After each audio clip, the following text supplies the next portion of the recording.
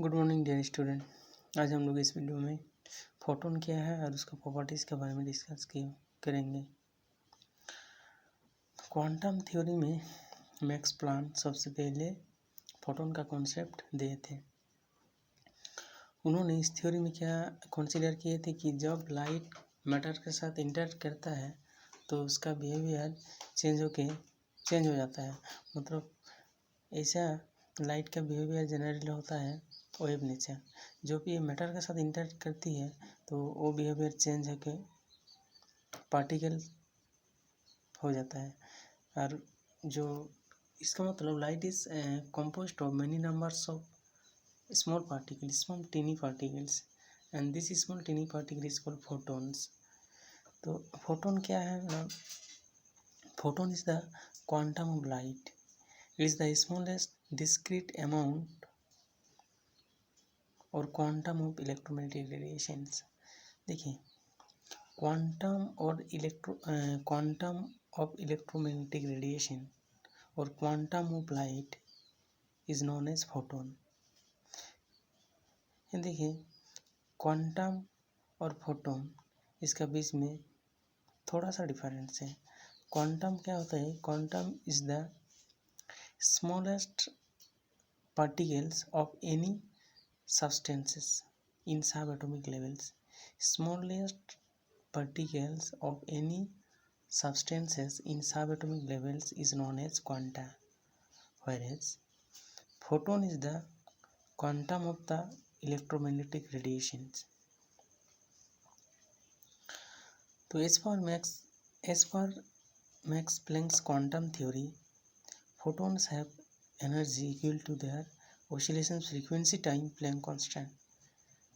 That is, according to the Planck's quantum theory, photon का जो energy होती है वो होती है आपका h into nu, where h is the Planck constant and nu is the frequency of the vibration। मतलब एनर्जी ऑफ इस जो फोटोन होगा तो एनर्जी ऑफ इस photons equals to h nu। therefore energy of quanta क्या है ना, quanta is the plural form of quantum. मतलब इसमें एनर्जी ऑफ फोटोन्स भी इसको कह सकते हैं। एनर्जी ऑफ फोटोन्स मतलब energy of quanta equals to n h nu, where n is the total number of photons. इसके बाद फोटोन्स का प्रॉपर्टीज के बारे में डिस्कस करेंगे।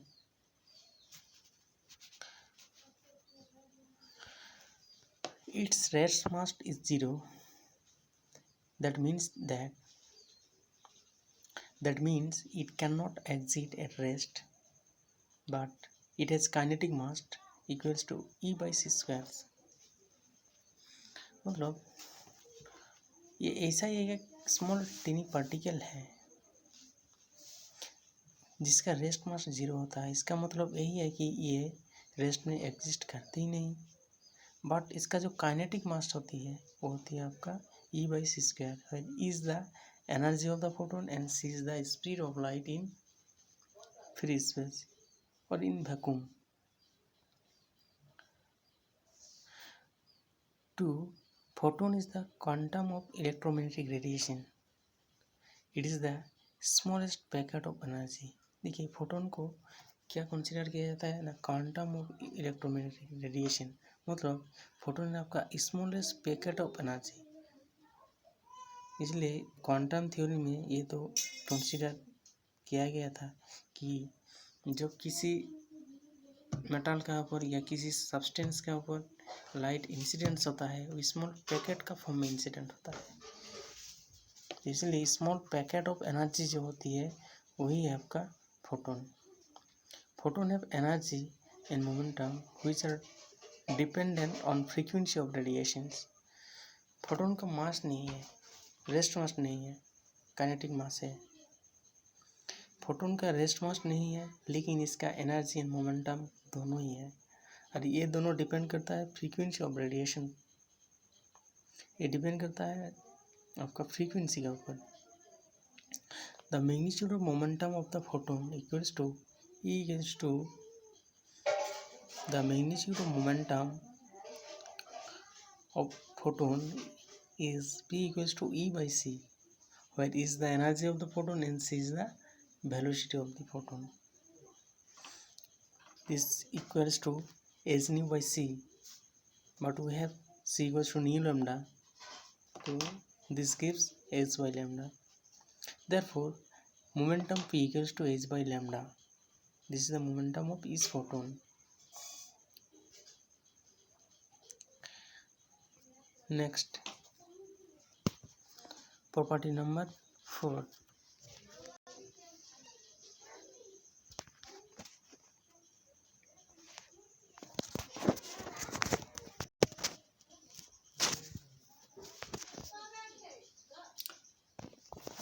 Property number 4 क्या है?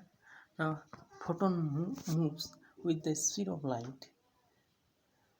That is, the speed of the photon is 3 into 10 to the power 8 meter per second. Photon क्या है? Photon is the smallest teeny particle of electromagnetic radiations. मतलब लाइट जो कंपोस्ट होता है वो मेनी नंबर्स ऑफ फोटोन्स लेके ही होता है. इसलिए लाइट का जो जितना स्पीड होती है उतना ही स्पीड फोटोन का ही होगा. Photons are not deviated by the electric field as well as magnetic field. Photons electric field में या मैग्नेटिक फील्ड में डिफ्लेक्टेड नहीं होती है. मतलब photon is a uncharged particle. Photon has no charge, तो इसलिए ये क्या होता है, इसका डिफ्लेक्शन ना ही इलेक्ट्रिक फील्ड और ना ही मैग्नेटिक फील्ड में होता है. Photon exhibit the particular nature of the light. According to the quantum theory of Maxwell, photons exhibit the particular nature. मतलब इसमें जो लाइट का जो बिहेवियर होगा वो पार्टिकल नेचर होगा, नॉट वेव नेचर.